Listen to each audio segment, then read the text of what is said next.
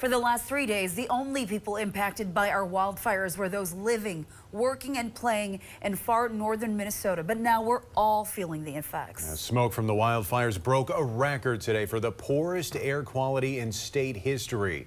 As for the wildfires creating the smoke, 500 crew members are battling the flames from the ground tonight. The heavy smoke is making an aerial assault much more difficult. There are currently 18 active wildfires, with 3 of them inside the boundary waters.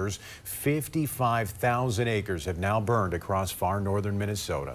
There are also 2 separate large evacuation zones spanning much of northern Minnesota. Now, law enforcement has been hard at work making sure everyone within those areas gets out quickly and safely. Northern News Now's Ella Schoberl is just off of Fernberg Road, northwest of Ely, where authorities say around 300 people were evacuated yesterday due to the campfire. Ella, it sounds like this stretch of road in particular was of a concern for deputies.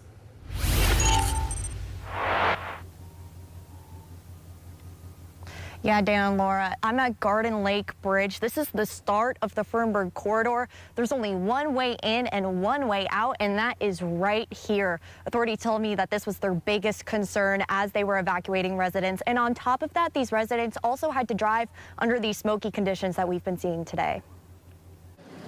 Your life is literally flashing before your eyes. Joe Baltich left his home in Fernberg Corridor with his most cherished items, hoping it will still be standing when he comes back. Everything that you've worked for and on for your whole life is sitting there looking at you now going, well, God, I hope it's here in 5 days. Baltich also owns Northwind Lodge cabins. He not only had to alert his family of the evacuation, but also 35 guests staying at his lodge. It was very surreal. Law enforcement was also hard at work alerting residents of the evacuation.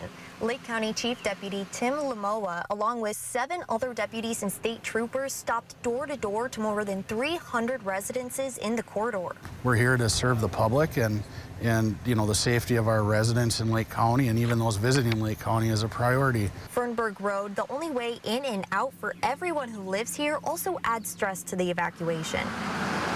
Residents had to drive on the narrow road under smoky conditions. There's a lot of decisions that are being made and a lot of information that has to be taken into account to do it, especially with you know, the scenario we're here with the one way in, one way out. In total, authorities estimate that with this zone alone, they evacuated a 100-mile area just yesterday. It was an emotional day for residents. Baltich, now one of the many evacuated residents, waiting with uncertainty. Am I going home, or am I going home to charred remains? I don't know.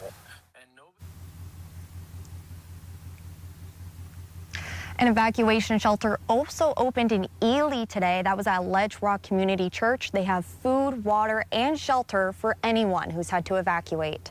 Live in Ely, Ella Schoberl, Northern News Now.